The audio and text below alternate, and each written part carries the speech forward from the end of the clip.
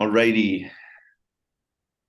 So I have the pleasure to be speaking with Dr. Mark Nelson today, and I wanted to just say a little bit about who you are.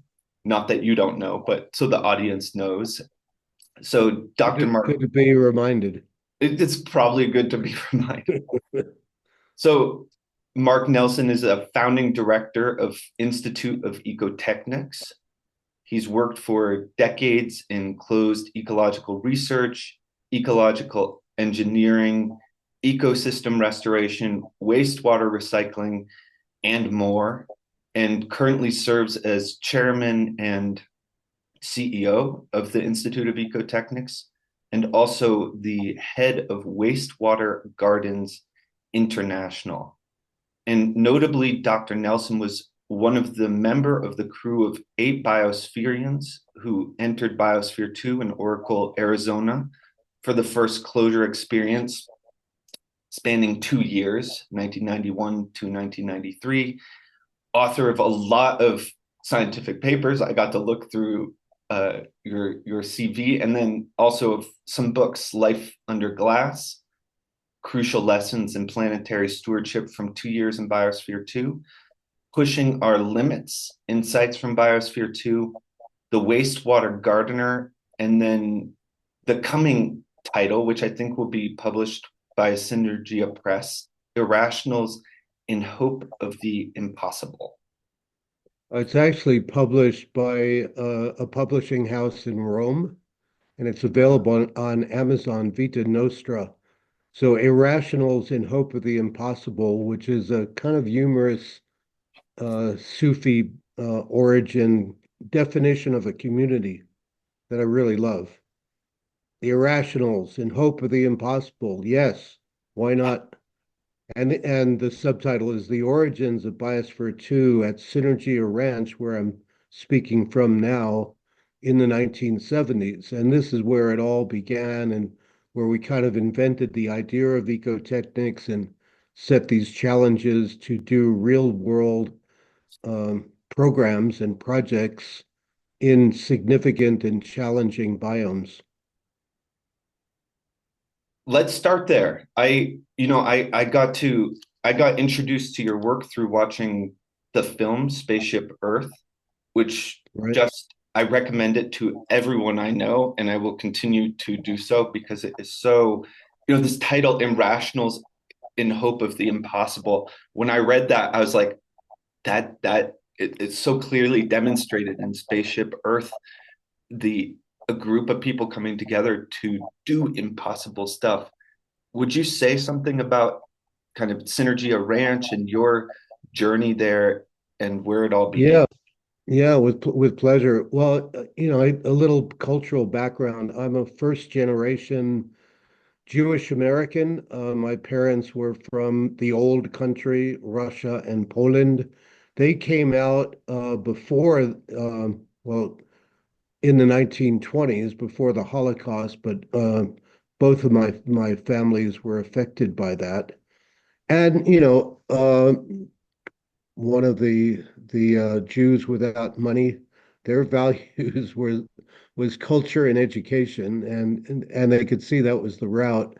So, I was a fairly bright student, got a full scholarship to an Ivy League college, Dartmouth, up in New Hampshire. And then around, when I was about 22 and really wrestling with what do I do with my life? And, I mean, the family dictum was go and be a doctor. And if you can't do that, be a lawyer or be a something, be a professor. And I kind of, of course, this is the spirit of the late 60s. We're talking about 1969. And through some good fortune, I ran into people who had worked with the Theater of All Possibilities, which is featured in and is some of the lively parts of Spaceship Earth. And they had just settled and bought a property, a really terrible, ecologically devastated 160 acres south of Santa Fe. We're about half an hour south of Santa Fe. And at the time, their program was come for 3 days, see if you like the program, the work that we're doing, see if we like you, and there's a good match. So my brother gave me his old VW, and you know, I trucked across the country, to the wilds of New Mexico. And what got me from the get-go was when I said, what's the program here? Well, they said we're doing three things, and I think that's well articulated in Spaceship Earth. To lead a balanced life, we're going to work on ecological upgrade. We're going to try to make an oasis out of this desertified piece of land. We're also going to work on enterprise, so we're not dependent on, the government or foundations or whatever. And enterprise also gets whatever you're doing, you get into feedback from the environment, and we're going to do theater as a collective art expression. Theater is also really great, especially if you're an isolated group, maybe in the Puerto Rico or on a research ship or in the wilds of Australia, because it also functions as psychodrama. And it's also a great mm, I think our society is overly dominated by logic and rationality, but it's not really rational because people don't question their assumptions. And one of the reasons I love that definition of a community is that rationality, as wrongly applied, is driving the world and its peoples to catastrophe. The best things in life are irrational. So anyway, when I heard that that was the program, I jumped right in. My first enterprise, a few of us, and we had about 20 enterprises in the early days at the ranch. I ran a wood shop, and then I did landscaping as an enterprise. And then, part of that enterprise was let's plant an organic orchard on Synergia Ranch. So 3 or 4 years after I got there, I was put in charge of gardens and trees. Hmm. And we also have a motto in the Institute and in our work, learn by doing. So take something, and as you're getting your mind around and learning the fundamentals of that, you often attract people who, can teach you, can mentor you. So anyway, here was this city boy with absolutely no practical knowledge. Well, you're in charge of planting trees, and we want to plant about 1,000 trees and start to make, shade and windbreaks and produce food. And, from the beginning, just by inclination, we went organic. Why deal with nasty chemicals? And the farmers who do are the people, most affected by that. And then a few years into the restoration of Synergia Ranch, overgrazed, terribly. Um, John Allen, who's kind of our lead visionary and a co-founder of the Institute, came up with the idea of ecotechnics.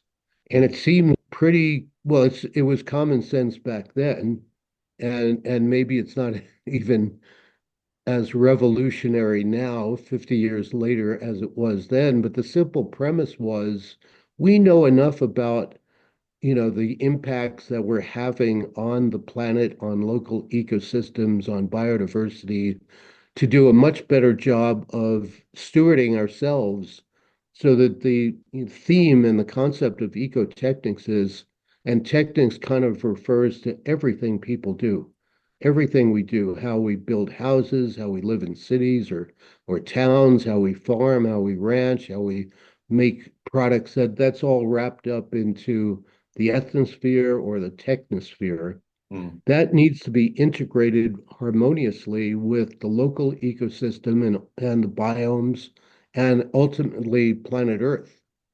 So that was a simple concept. And we said, dream big. We're going to start a new discipline. So we founded a US Institute. And then about 10 years later, we actually also set up a UK branch because we had our World City project in London. So ecotechnics, and we would do this by holding conferences and bring our heroes really. from the world of arts and science and exploration, engineering, cultural diversity, big thinkers together with no agenda really, aside from interacting and, we get to learn from them. People at the top of the field really want to see the connections with the rest of the terrain. And it's kind of funny, we never got the memo that we were supposed to keep the artist on one side and the scientist on the other. And that's really crazy. And it's crazy to me that people are still trying to do that. That was kind of in our, as they say, DNA from the get-go. And we would also, and this is what attracted people to our conferences, we wouldn't just talk a big game about this integration of ecology and technology.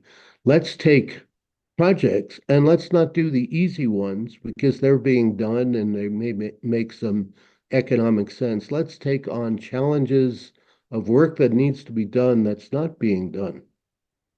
So, typical one is 160 acres of degraded New Mexico ranch land. Oh Hmm. my God. They actually dynamited out the prominent trees and they plowed up, our two so-called pastures back in the 1920s. Well, And 40 years later, that devastation was all too clear. Well, let's go to savanna areas. That's like the Sahel. These are the places where famines occur when tropical savanna, which tropical savanna very simply is a tropical grassland with some covering of trees, huge biome. Uh, and we decided to put our project in Australia, one to interact, and be a kind of third force between the Aboriginal culture, very strong up in northern Australia, well, very strong throughout Australia, and the white ranching culture. mhm. So why not do that?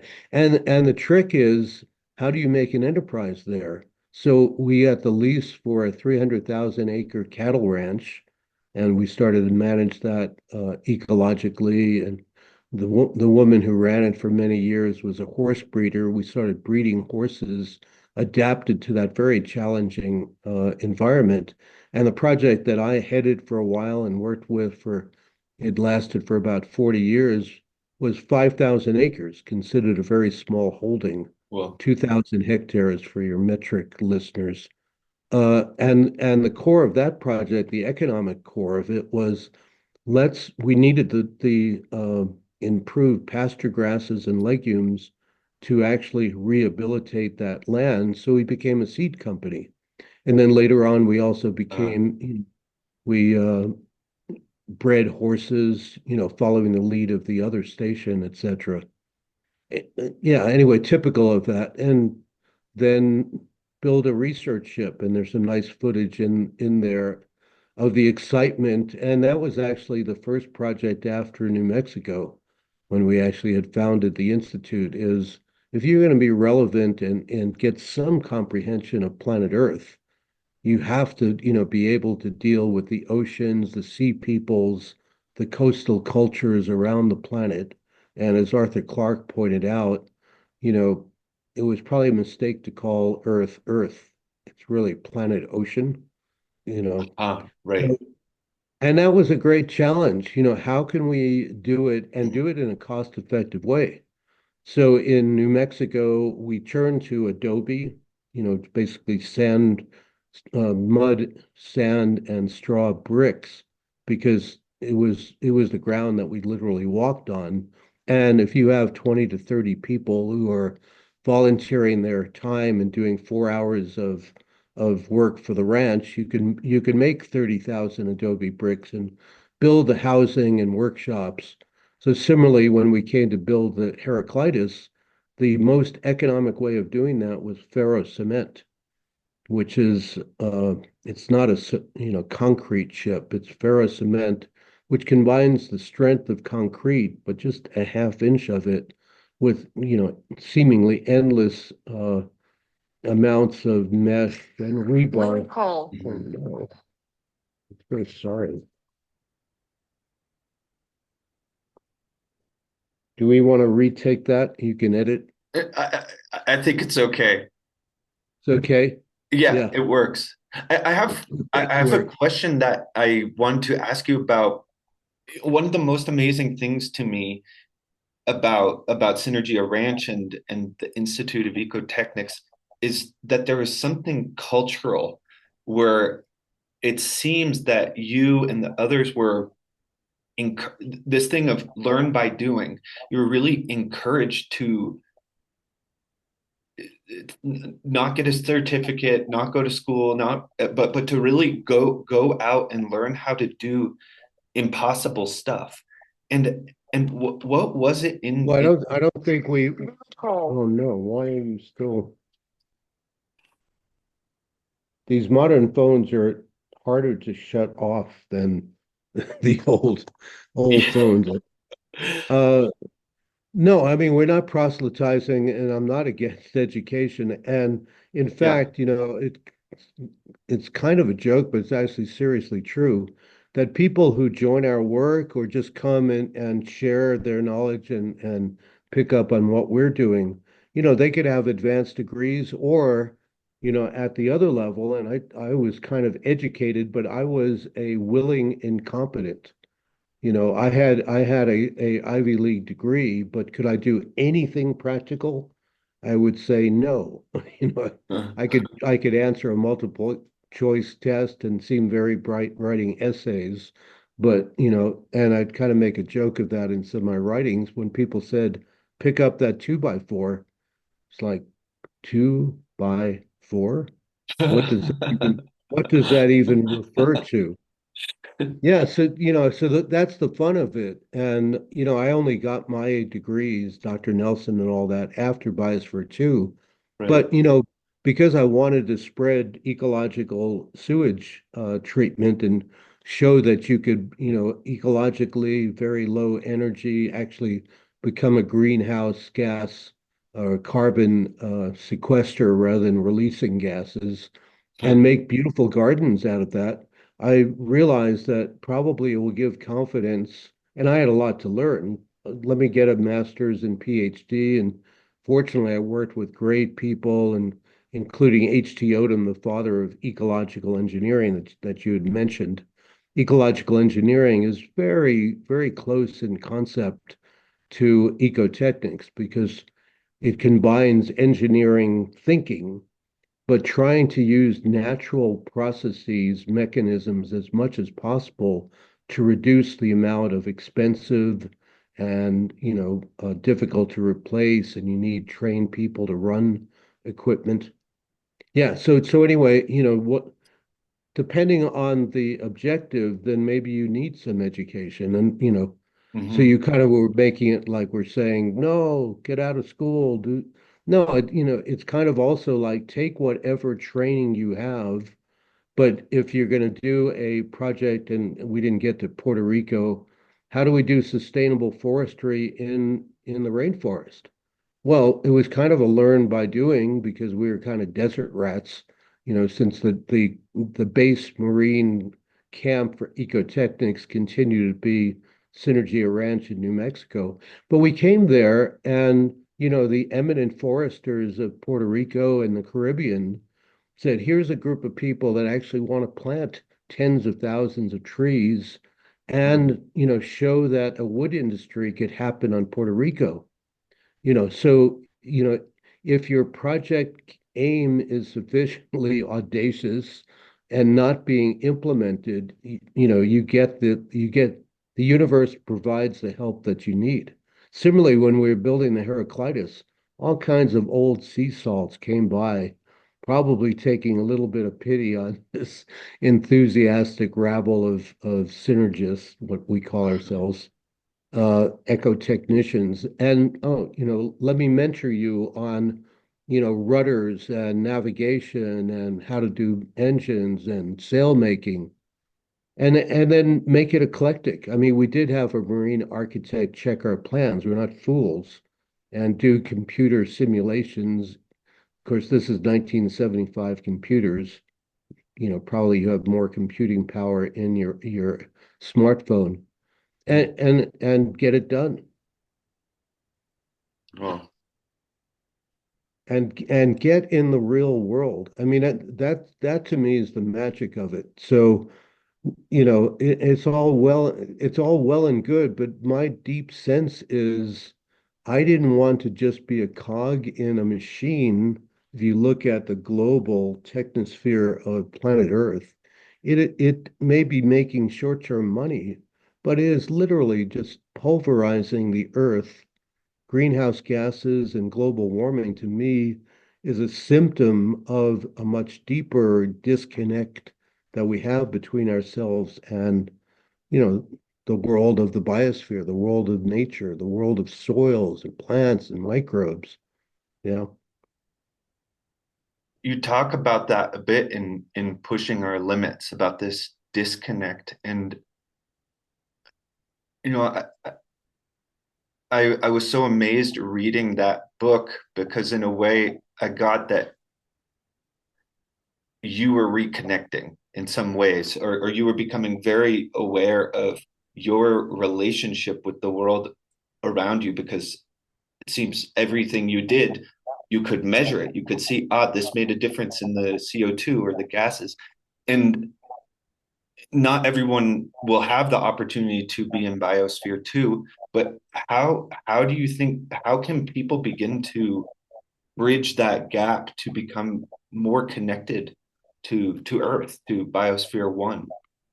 well, I will not pretend I have an answer, and that's such a great question, and that's a question that I ask myself continually. And because I've gained a little bit of infamy or fame from Biosphere 2, uh, people do ask me to speak on this topic. And I think it starts really fundamentally. I mean, in my view, we're kind of crazy. I mean, modern people uh, are the only type of humans that didn't understand viscerally, their connection with the living world. Mm, And, what we call primitive or native or indigenous or pagan religions, I think without exception, they started from the premise that, as Native American sayings have it, we're related to everything. We are related to everything, and the earth is sacred. Of course, sacred is now a suspect, new agey, la la term, but that reference for life is what's mm, missing. And why I say we're crazy in that we live, if you don't really understand that you are metabolically, I mean, throw every science that you want at it. We are metabolically absolutely connected and part of the biosphere. It is not something out there. And even if you're in a Chicago or New York or Shanghai skyscraper, you are part of the biosphere. And that is like, to my mind, that is first off a return to sanity and reality. And what a pleasure. You've won the mm. lottery. If you believe in rebirth, let's not discount. I mean, I'd be okay to come back as a microbe. They run the biosphere. And now we understand that we are a microbiome. And without the gazillions of microbes, we humans wouldn't function.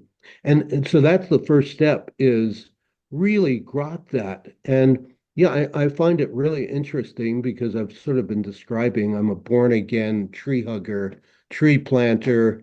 And, Welcome. I had been doing this for 15 or 18 years. And then 24 hours in the little test module that we built at Biosphere 2 to see that we could seal it and test various things. And we started having some human closures. And it was sitting kind of dormant. And we said to people on staff, and I was part of the project staff, spend 24 hours in that test module. Go to the bathroom. We have a little constructed wetland that looking really forlorn. Give that wetland system your nutrients. We're a perfect, can we say shit? Our shit Go is for it. perfectly designed to be a all-purpose fertilizer and micro food. And I tell you, it was one of the most remarkable, vivid moments of my life is within minutes of closing that door behind me, when you're in a small, and this was like the size of your living room with tall ceilings, packed with soil and life, plants from all of the biomes that we would do in Biosphere 2, and enough food crops that you could harvest your dinner. And, we had a little apartment in there. Within seconds, it was like all this theoretical knowledge I knew about this connection, like, I could feel it diffusing through my body because it was so palpable, this reality, that I was in connection with this beautiful living world. And they were keeping me healthy. And every time I expired, every time I took a breath and released CO2, these plants are like, whoa, yes, we have a really big CO2 machine in here. It was Wow. astonishing.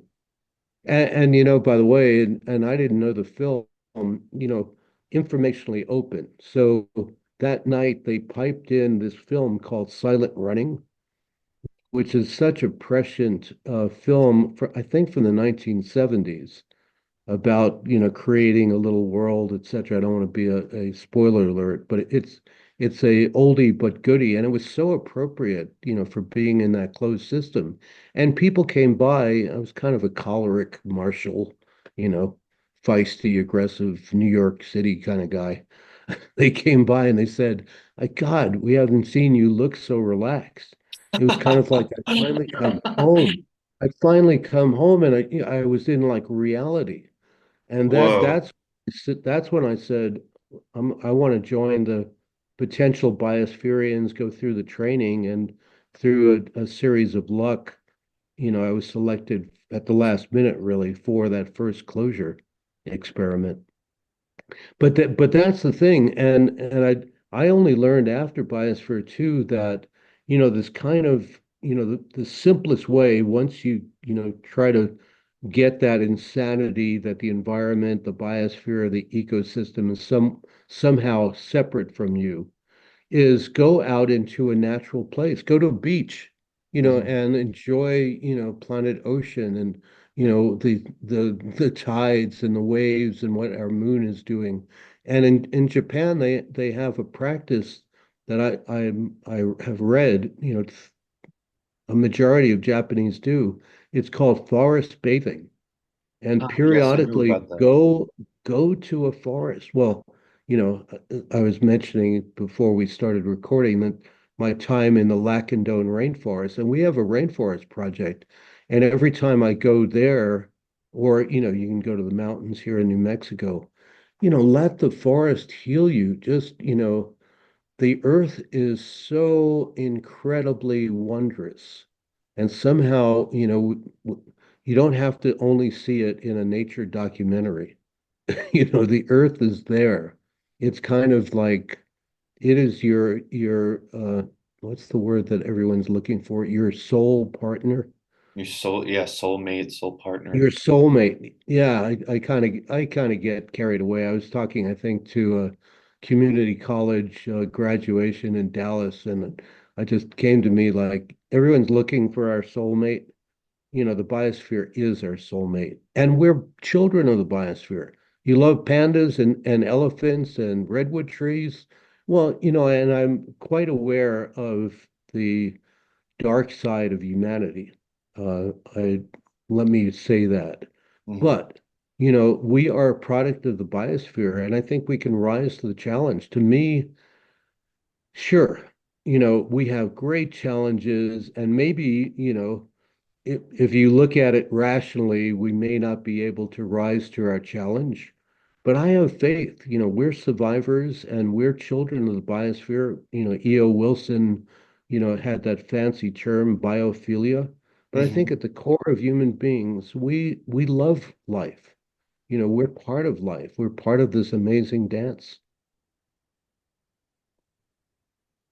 Yeah, there's just connected to what you're saying. There's a part of your book where you mention um, pushing our limits, where you mention Rusty Schweikart talking about the Oh yeah. Earthrise and getting outer view. and like that this being a moment where he sees Earth and something clicks in him. And what I got, and that you had to interview being in Biosphere too, and at least Right. part of what I got was an awakening of responsibility or something beyond just this is about me, that I'm a part of something much bigger. And I wonder for you, and you can kind of, I don't know what you'll say, but you can talk in any direction about this, but what shifted in you with an interview awakening? Like what shifted in your relationship with life, with Biosphere One, with responsibility? What woke up for you? Yeah, I mean, in some way, and I'm always attracted to paths for greater comprehensive consciousness. The 2 years that I spent in Biosphere 2, with seven other brave and courageous pioneers, we had no idea. We kind of doubted if if you asked us, what are the chances of you actually staying there for 2 years? There are so many things that could go wrong. I mean, we built it, not that we knew how to build a biosphere or how they function, but in the truest sense, it was a voyage of discovery. And the revelations were like continual. I mean, it was like a machine for keeping you mindful of that connection. And, so, Mm. it was kind of like we were kids in a wondrous world. And we'd sort of say to each other, when we say that how important it is for this biosphere to remain healthy and that the biosphere's health, we're talking about Biosphere 2 now, the Biosphere 2's health is totally synonymous with our health. If these plants start to have problems, that's going to shoot CO2 up. God knows what toxic, pathogens might be released.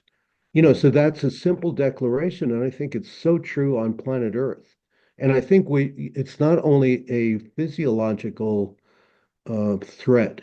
I think that, most people who are paying attention have a great sorrow that we are inflicting such damage on our surrounds and on the global biosphere. So revelations like that. And the other one, what's really amazing about a small system is all of the same cycles that take longer in the Earth's biosphere are happening. Hmm.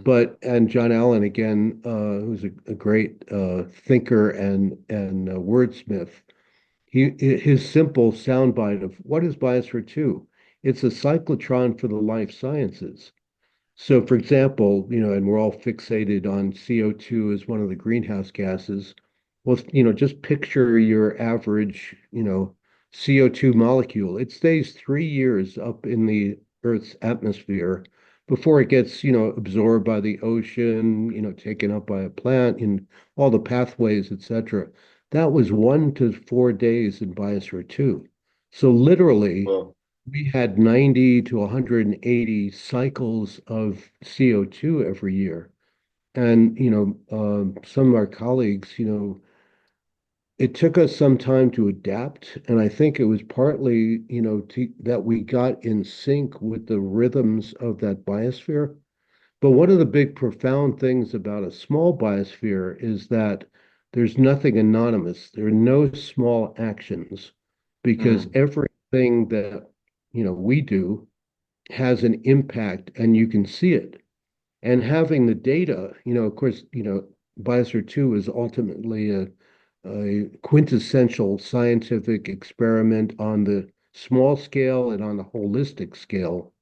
We could read through our sensors the changes. We could sit in front of a computer and not be near a window, and we can see when clouds started covering the sun because the rate of uptake of plants of that CO2 would change.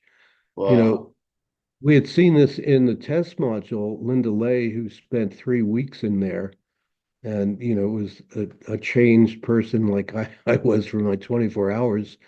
There was a little spike of CO2 one afternoon, And the people in our mission control looking at the data is like, what happened at 3:14 in the afternoon? And Linda looked at her logbook and said, well, I harvested some sweet potatoes.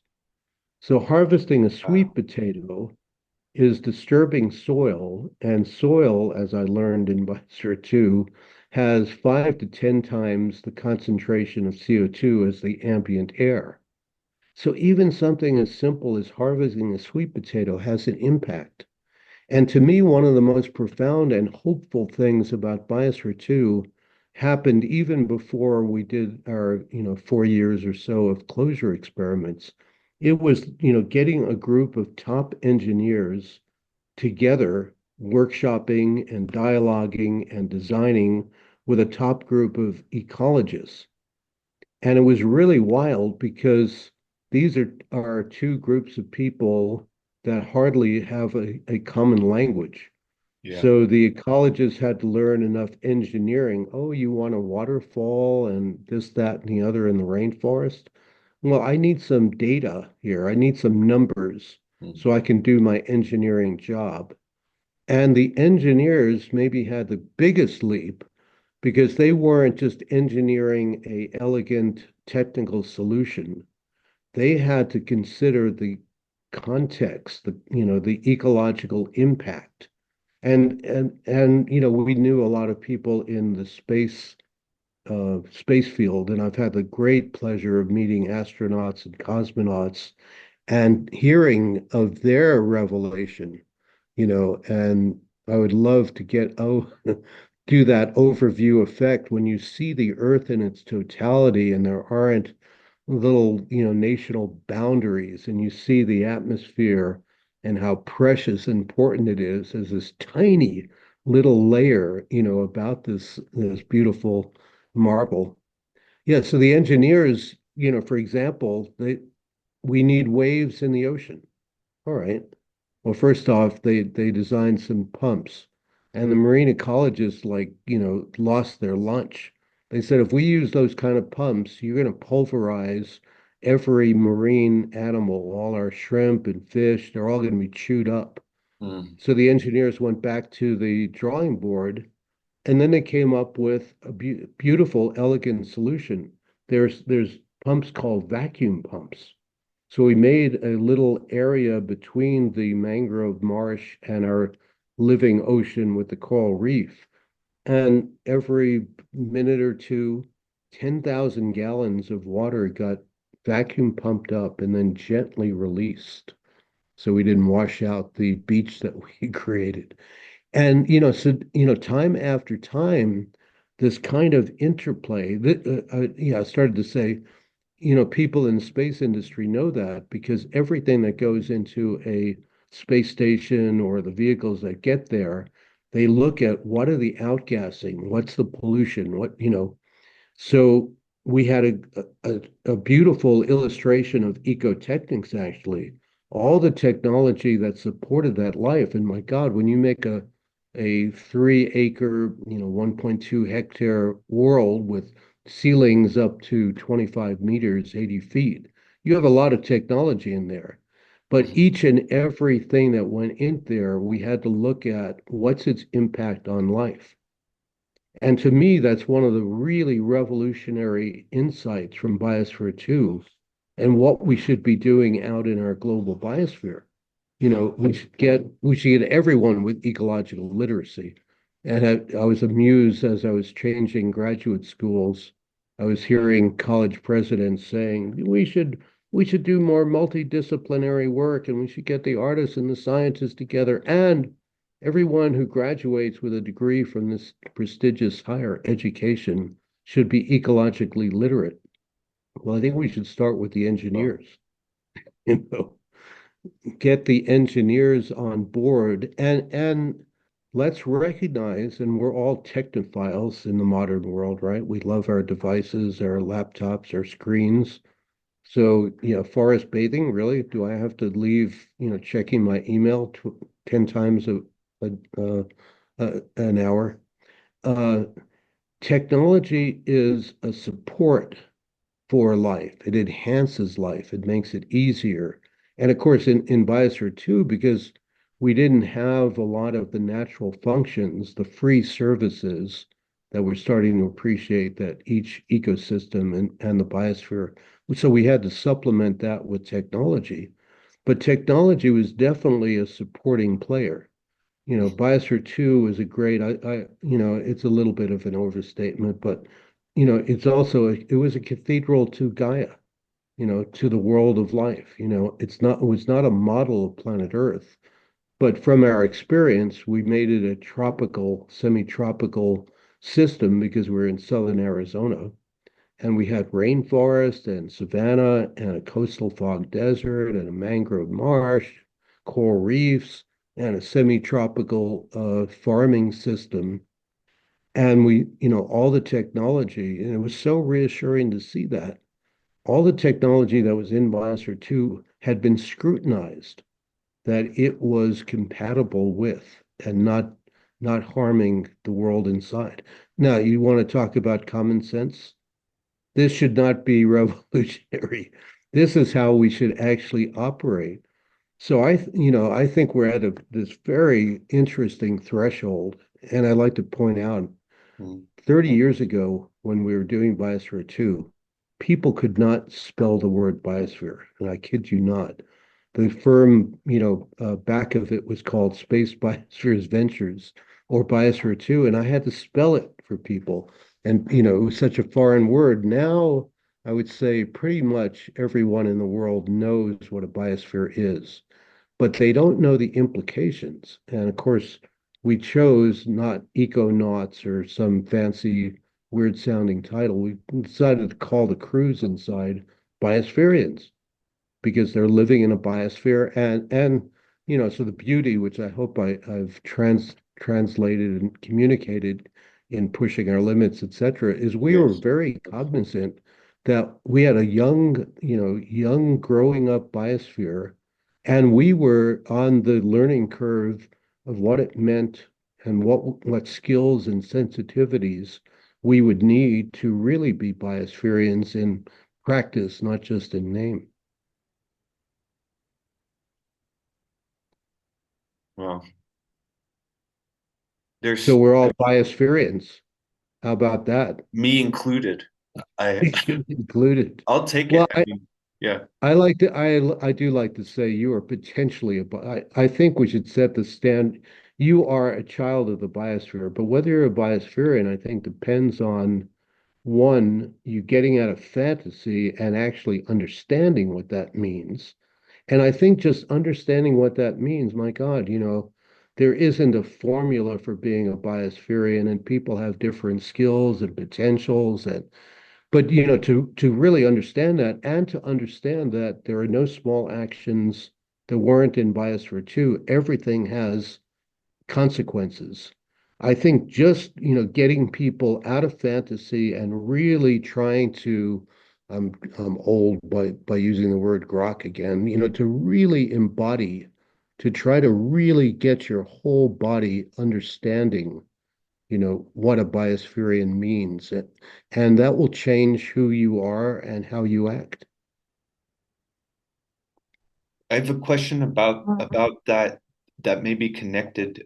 You talked also in pushing our limits about human beings or cultures needing new stories or new mythologies.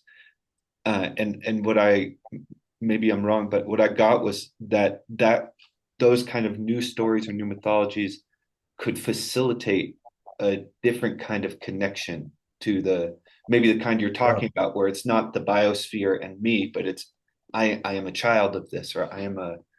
am. What kind of would you say more about the kind of new stories or new mythologies you mean? Yeah, and by the way, all credit, he was a long-term friend and inspiration, William Burroughs, the, Naked Lunch, the really visionary novelist. I took that and he described his work as, being in that field of we need these new stories. And in his phrase, which I think is a beautiful one, we need a new mythology for this, whatever you want to call this age, the information age. He called it the space age. And he posited that one of the principles might be that villains and heroes they adopt that role by what they do to our planet. And I think that's a beautiful thing. And it's not that the people are evil. I mean, a lot of the damage that's happening to the earth is just the momentum and the inertia of wrong ideas and wrong concepts of what really is economic and what is really appropriate to do in you know, and I should also underline to your listeners, which again I didn't really know. Biosphere 2 is a great learning mechanism. So we got that thing sealed to where there was only 1% or less atmospheric exchange with the outside. Extraordinary engineering accomplishment. And if you look at planet Earth, we are essentially a materially closed and recycling ecological system. We lose some light gases from the upper atmosphere, those flashes in the sky that we see. We get, a fair bit, I think it's measured in the hundreds of tons of cosmic debris or material, but that is almost negligible. I mean, basically, the Earth has been operating and supporting a biosphere which has been transforming it for 4 billion years. I mean, try to wrap your mind around that, right? I mean, this machine, and we also, hats off to the pioneers, Lovelock and Margulis, the Gaia hypothesis, and their predecessor, Vernadsky, who, was a Russian well, in fact, he invented the field of biogeochemistry because he, put out our modern understanding of the biosphere. The biosphere is not just a lucky passenger. The biosphere has been working to make the planet more habitable for the spread and the diversification of life. So, you are living, we are all living on in a closed ecological system. I'm not sure where I was going to go with all of that. Well, What was you your know, what was your question it again, was Devin? about new stories, Oh, like news stories. Yeah, mythologies. yeah. Yeah, Yeah, yeah. So, I love that. Heroes and villains are measured by their intentions towards the planet. Yeah, and yeah. some of the stories, maybe we dust off some of those pagan, you know, native indigenous stories and circulate them. I mean, I get a lot of inspiration. I did from working with Aboriginals in Australia, where New Mexico to me is also very sacred land because the Pueblo nations are here, the Apaches, we have many, many indigenous traditions that are still vibrant, Navajo, etc. There's a lot of ancient mythology that's kind of fallen out of use, but I think we can also make new stories and hopeful ones. I think Burroughs's point was, Hmm. my God, like if you look at the Greek myths, for example, and Oedipus, oh great, I'm condemned to want to kill my father and fuck my mother. I mean, seriously, take it to your therapist's couch. But, and there's a reality to that. There's a reality to that, I think, because the Greek, those myths came from a patriarchal culture.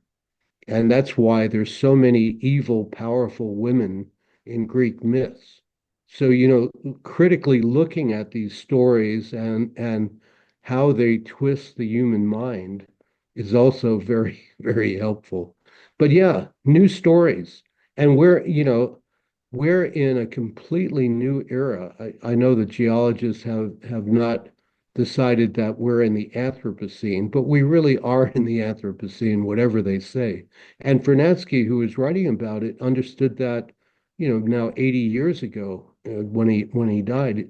And he said we're on the brink of a new era where human intelligence will lead us to this greater harmony that I've been talking about. That's the goal of ecotechnics and anyone who cares for the earth. That we need to be in harmony and stop making war with our planet. So he called that the noosphere. You Hmm. know, Nous is from the Greek word meaning mind or intelligence. So yeah, and I sometimes, kind of say we're in an era, the Anthropocene, where human impact is like the most destabilizing factor, that we need an outbreak of intelligence. And I call it, we're facing a species IQ test.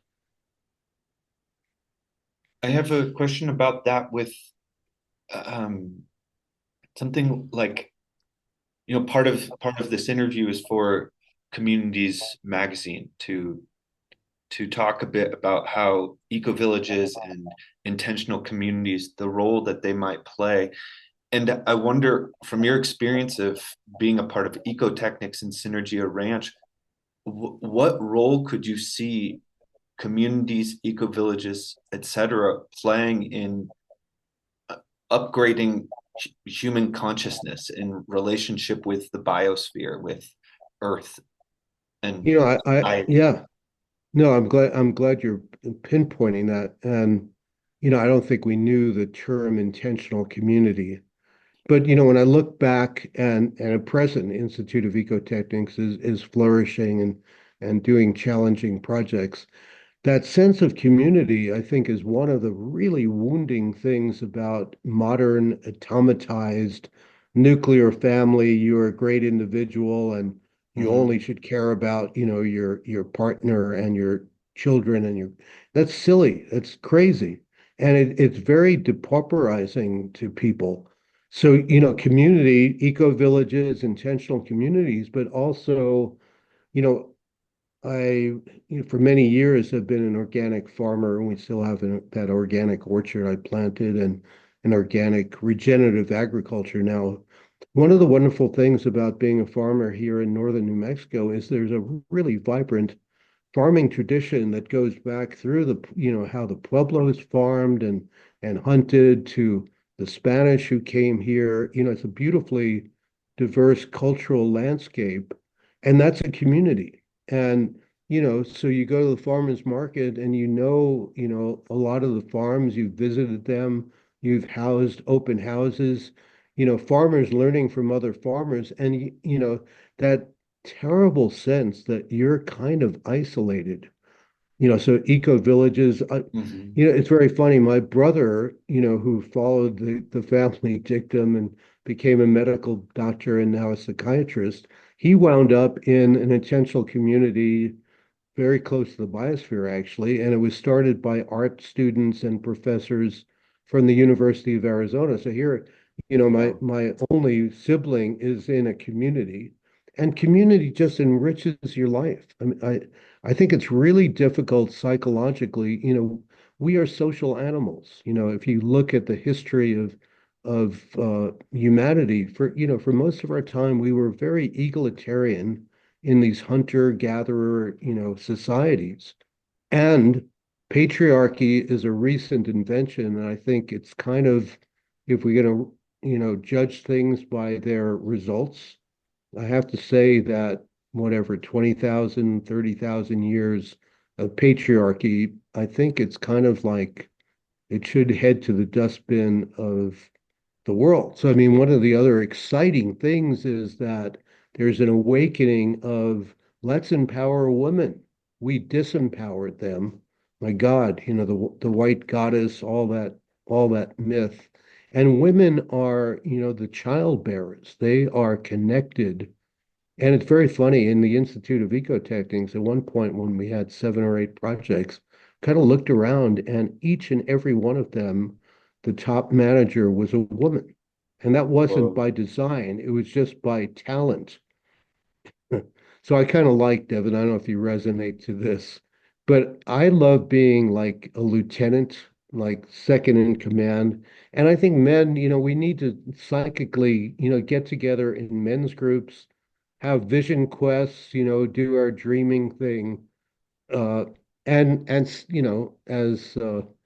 our now departed Supreme Court justice said, all I'm asking of men is take your foot off of my neck.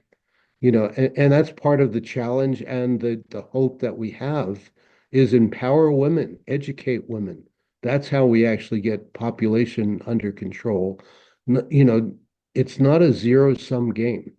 That's another one of the indoctrination that this kind of capitalist system, dog eat dog world that they envision, which is a fantasy. We are social beings. And I think that, so anything that reestablishes, that connects you to your neighborhood, to your, local community, that enriches your life. And of course, and bring it down. What I love about intentional communities is you get to work with people that normally, you don't really vibe with. Well, you need to work with those people because what you find objectionable in them, it's a great, psychic little test. Why does that person bother me? What in me do I project on? Anyway, there's all of these psychological insights that you get when you live in Yes. community and you get out of your little, solipsistic, ego, narcissistic trip. You have to learn how to work with people that you would normally might, run away from. And it's hard. let us also let us also say, we are all flawed human beings, and you need to come to terms with yourself, and I think living in community and being part of communities. Maybe it's a community of artists, maybe a community of potter, at whatever level. And I think that's the re-empowering. I mean, there've been a lot of studies about American cities, and I know it happens elsewhere, that neighborhoods get fragmented. Oh, let's keep the cars moving. Well, let's reclaim the cities. Let's green them. The more we green cities, the more we, reinforce the health of the inhabitants. I Mhm. mean, it's common sense too, and people have measured it. Yeah, so community is part of the pathway forward to the kind of world that we want to live in, that we know we want to live in. I Mhm. don't think anyone, grows up and I want to be the top gorilla. Well, look at gorillas. There will be dominance and all of that, but gorillas, go and they forage as a group, you know, and we are I'm primate. having the experience listening to you that I just keep having more and more questions, and I know that our time is limited. Do you have time for one more question? Sure. Yeah. Uh, on this topic of communities, I think some of the people listening to this would be people who are in eco villages or wanting to build eco villages and have projects and passion and all that. And from your experience, what's needed in a community for projects to be successful and to actually take off, actually have the foundation that they need? Well, that's a great question. And I'm not, again, I'm just sharing of my experience, and I'm not like definitive. I don't think there's a definitive answer to these things. But I Yeah. have to say, from the formula that Ecotechnics has followed, the importance of having some kind of a shared common objective. And it can be really simple. I mean, the really simple one that motivated the transformation of Synergia ranches. This is not naturally a desert, but it's been desertified.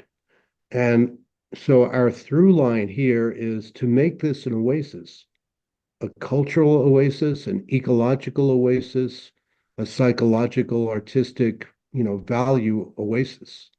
A simple idea that, and, you know, individual people, will contribute in different ways to that kind of shared vision. And then, I think super important and challenging, with the modern economics that everyone is facing, is owning the land and owning means of production. Because I think essential, and it's always a challenge in ecotechnics, we operate on really bare bone budgets, which encourages enterprise, and being creative in getting the resources that you need. But having, ownership of the land gives you that security. And owning means of production is super important in lowering the cost of living and empowering you. You can't learn by doing if you don't have the tools and the equipment to, to do stuff. Right. And, we followed I don't know, I'd recommend it, but it had its virtues.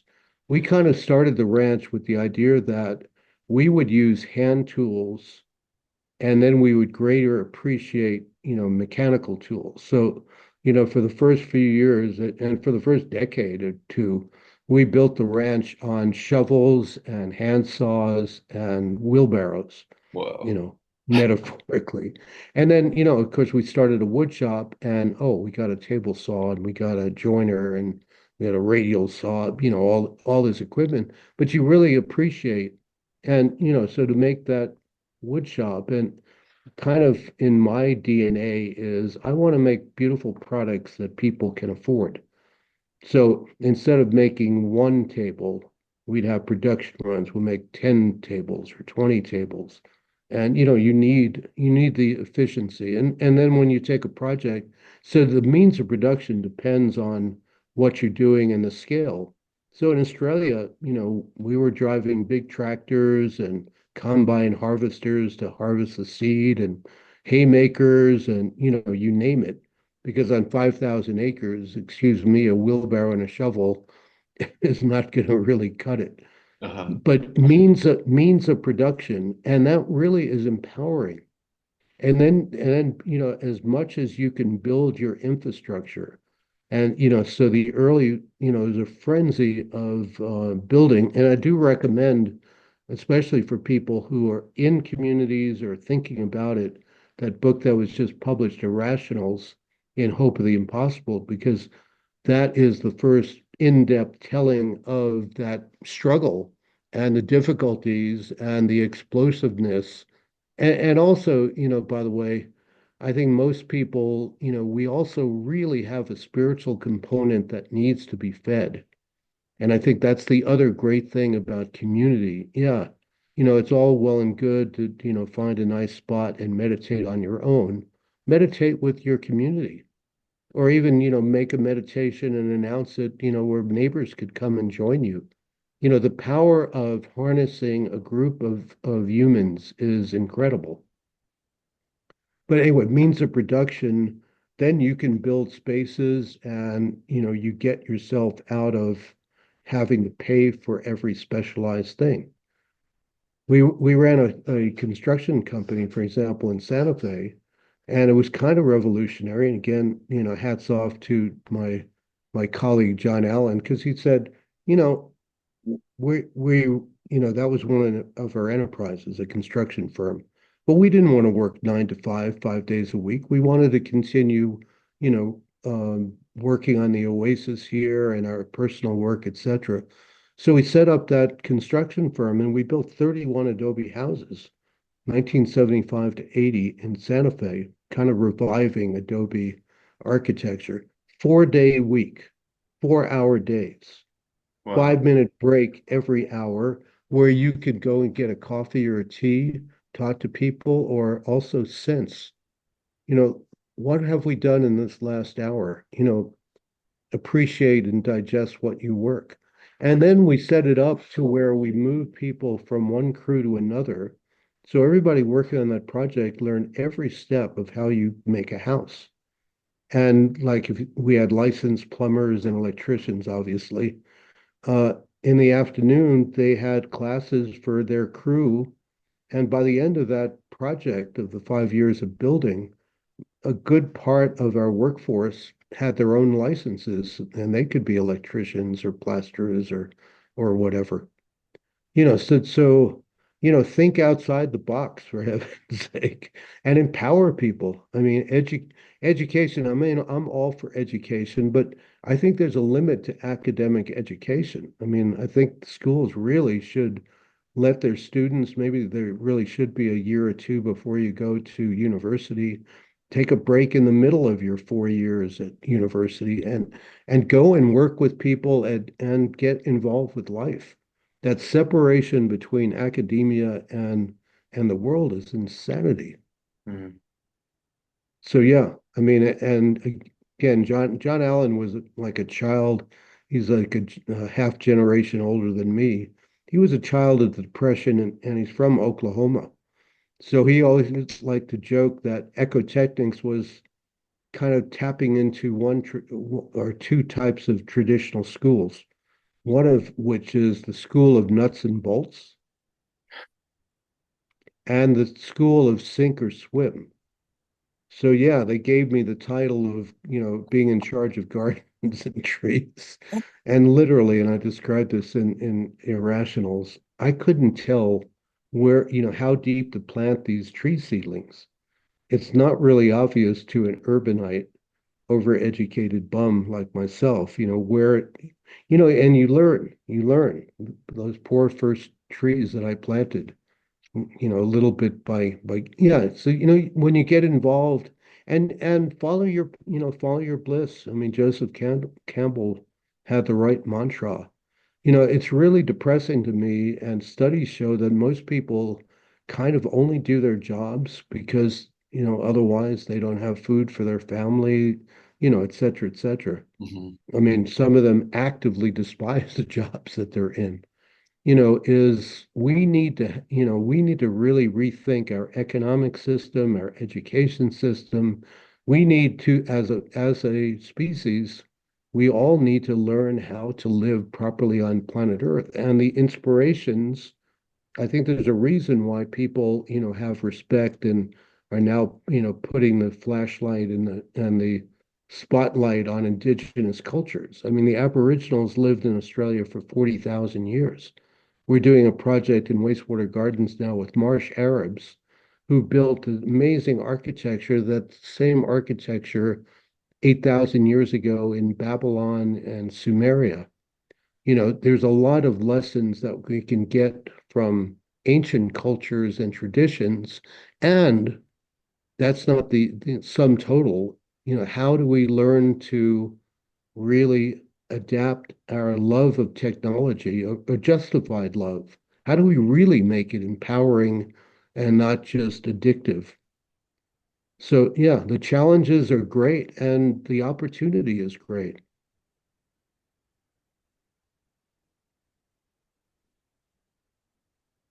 Thank you. I like that as a note to close on. If the challenges are great and the opportunity is great. Right.